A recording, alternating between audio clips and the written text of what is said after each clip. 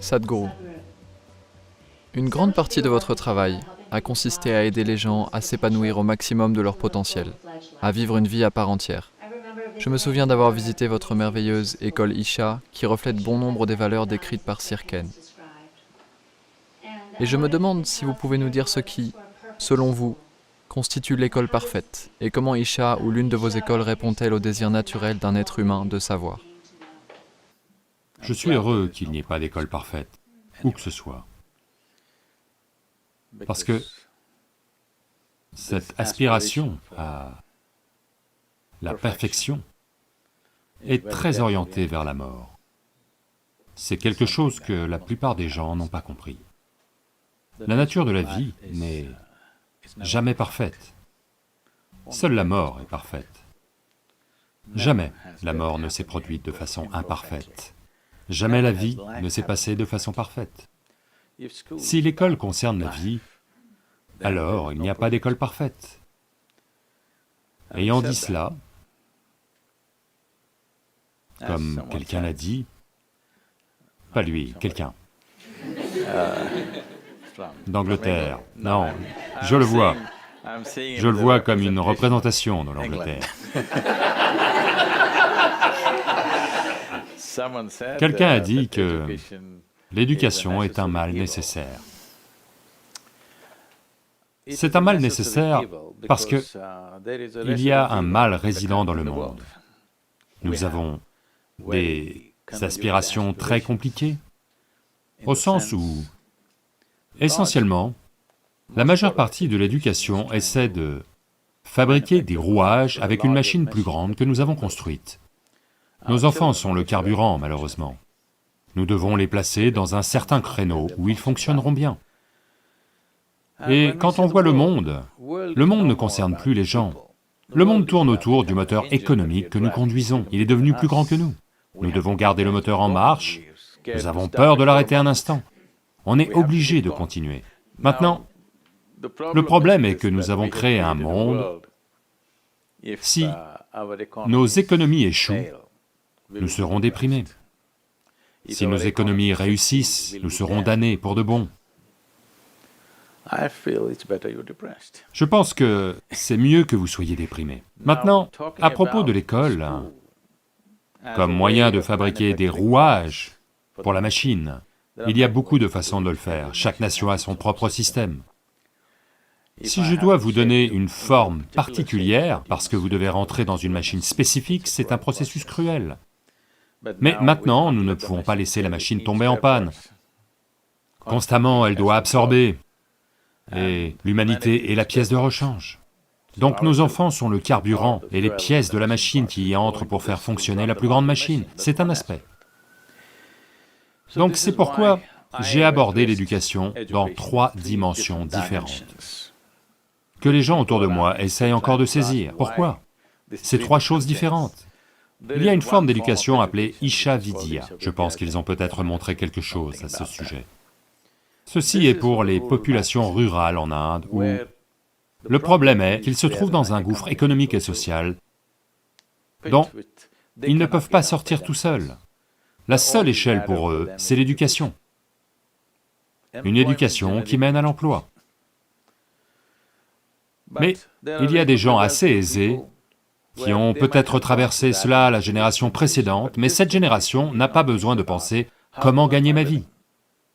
Ils doivent chercher comment développer qui ils sont.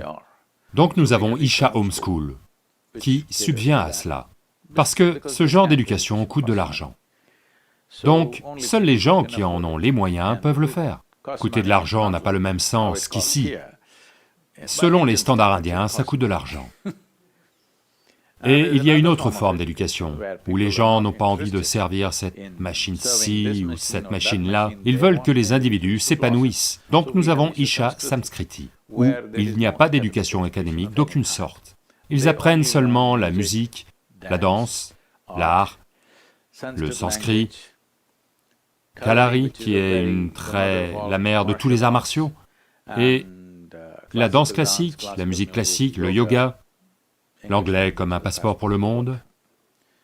Donc ces enfants sont un régal à regarder. C'est comme ça que les enfants auraient dû être. Juste pour vous donner un aperçu de ce que c'est. À l'âge de 15 ans, pour 3 ans, ils entrent dans la vie monastique. Ils doivent obligatoirement y entrer et ils doivent obligatoirement en sortir à 18 ans. Ils ne peuvent pas continuer.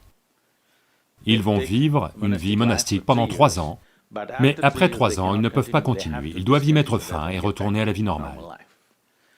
C'est pour la discipline et la concentration. Donc, je devais initier ces jeunes de 15 ans, et vous savez, c'est 60 jours qu'ils passent, de 3h30 du matin à 9h le soir.